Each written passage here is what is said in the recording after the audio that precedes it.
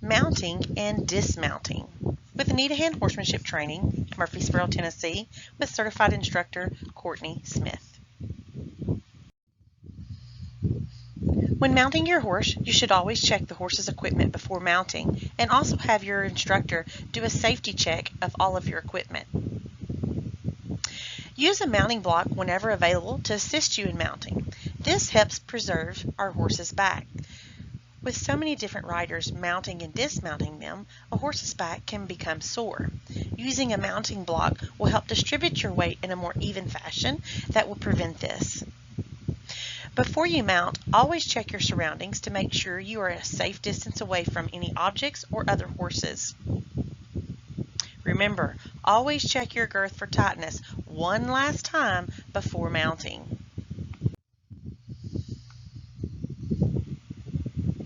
When mounting, you want to make sure that you position your reins over the horse's head. If using split reins, you will have the left rein go on the left side of the horse with the end hanging down on the right side. And the right rein will go across the right side of the horse's neck with the end hanging down on the opposite side. If you have closed reins, such as English with an English bridle or roping reins, you will place the closed reins over the horse's head and onto the neck. Never let your reins hang too low or touch the ground. You also want to make sure that your closed reins are never dangling without being held, as your horse could step through these and become trapped. When mounting the horse, position the mounting block under the left stirrup. Keep your reins in your left hand.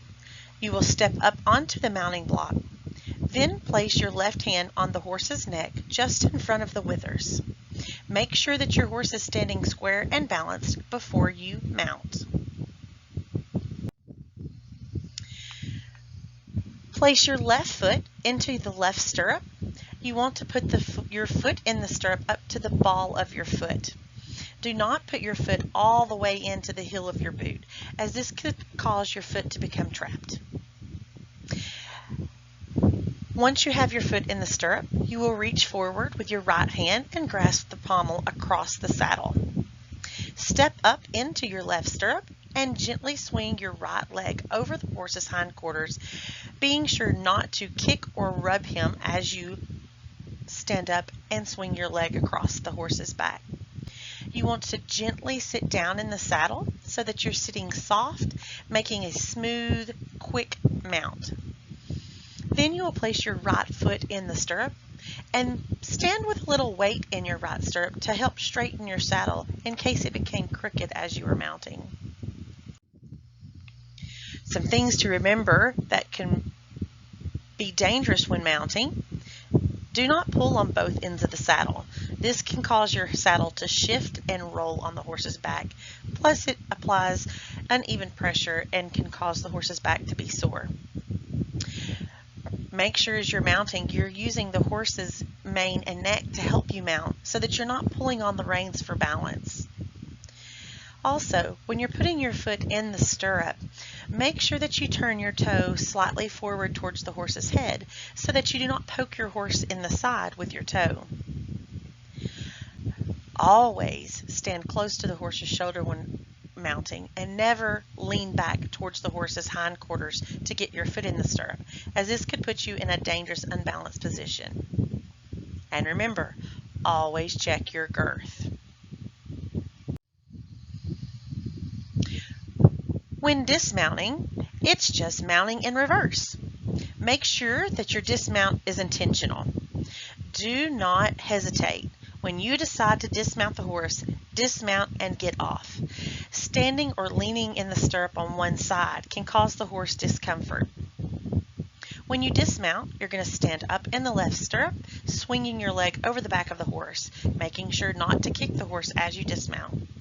You will slightly twist in the stirrup so that you turn with your right hip closest to the seat of the saddle.